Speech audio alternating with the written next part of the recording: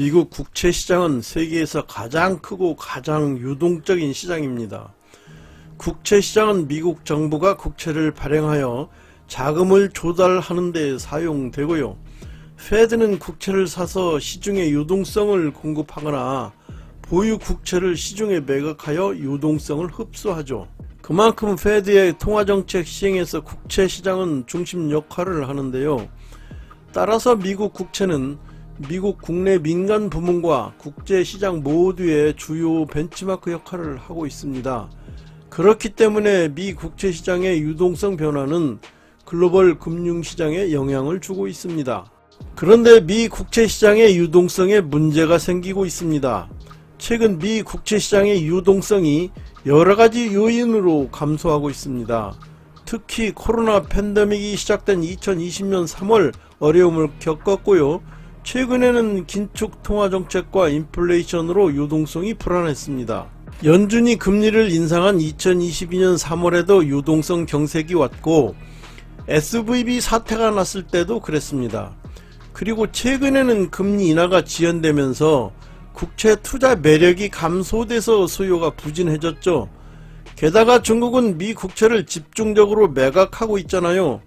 시장에서 더 이상 국채를 소화하지 못하는 국채 파괴 현상까지 발생하고 있습니다. 국채시장 유동성 지수는 높을수록 신용 경색으로 가는데요. 2022년 3월 금리 인상 전에는 0.58에 불과했던 것이 올해 4월 말에는 4.06으로 무려 8배 가깝게 급등했습니다. 그만큼 국채시장이 잘 돌아가지 않고 있다는 얘기죠. 당장은 페드가 금리 인하를 하기 어려운 여건이라 미 재무부가 바이백으로 유동성의 숨통을 틔워줬습니다. 그러나 시장은 아직도 불안합니다. 미 국채시장의 유동성이 중요한 이유는 미국이 기축통화국이기 때문입니다. 미국 달러화는 무역거래의 기본수단이 됩니다. 이 때문에 세계의 자본이 고대 로마 수도교의 물이 흐르는 것처럼 자연스럽게 미국으로 몰립니다. 달러가 다른 나라에서도 널리 사용되기 위해선 미국 밖으로 많이 나와야 합니다. 어떻게 하면 달러가 밖으로 많이 나올까요?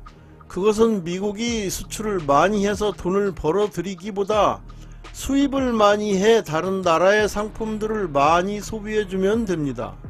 막말로 기축통화국은 그냥 종이에 돈을 찍어내서 다른 나라의 상품을 사올 수 있습니다.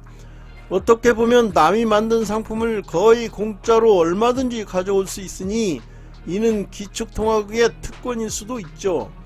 그렇기 때문에 기축통화국은 외환위기가 없다고 할 수 있어요. 이렇게 중앙은행이 갖는 독점적 발권력에 의해 발행한 화폐의 실질가치에서 발행비용을 제한 차익을 신유리지 효과라고 합니다. 그렇지만 다른 한편으로는 왕관의 무게에 비유되는 책무가 있는데요. 기축통화국으로서 위상을 유지하기 위해서는 만성적인 무역 적자를 감내해야 합니다. 그래서 미국은 경상수지 적자가 지속됨에도 달러화를 공급합니다. 왜냐하면 세계 경제가 성장하는 만큼 달러가 세계 곳곳에 충분히 공급돼야 거래가 원활히 이루어질 수 있기 때문입니다. 미국이 경상 적자를 허용하지 않고 국제 유동성 공급을 중단하면 세계 경제는 크게 위축될 것입니다.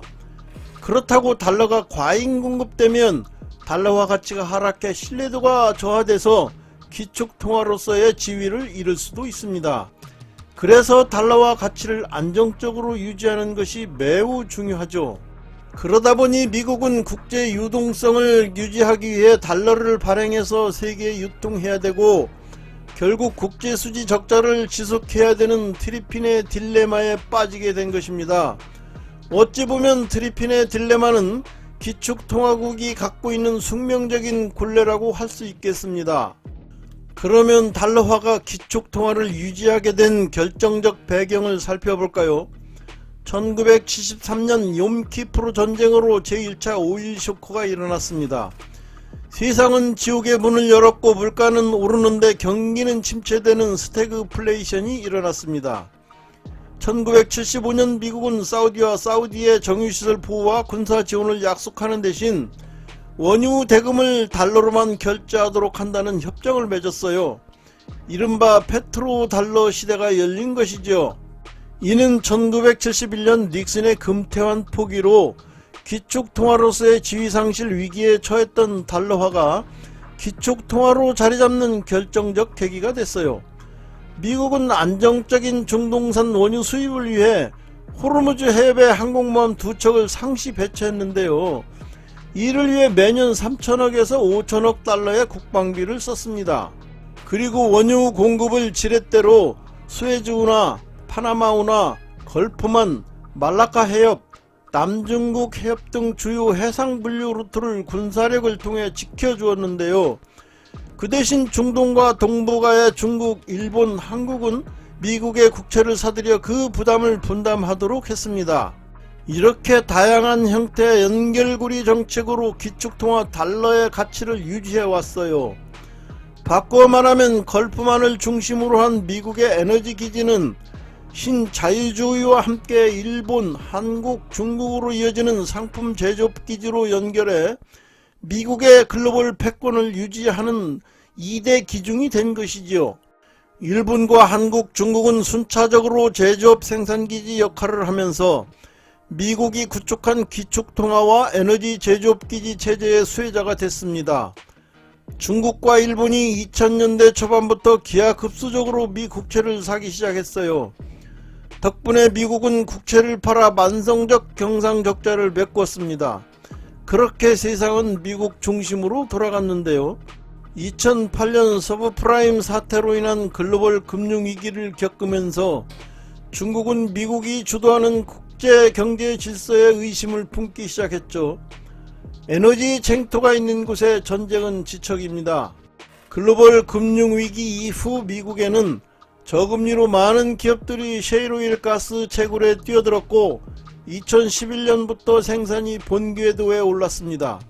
이제 미국은 사우디를 제치고 세계 최대 산유국이 됐습니다.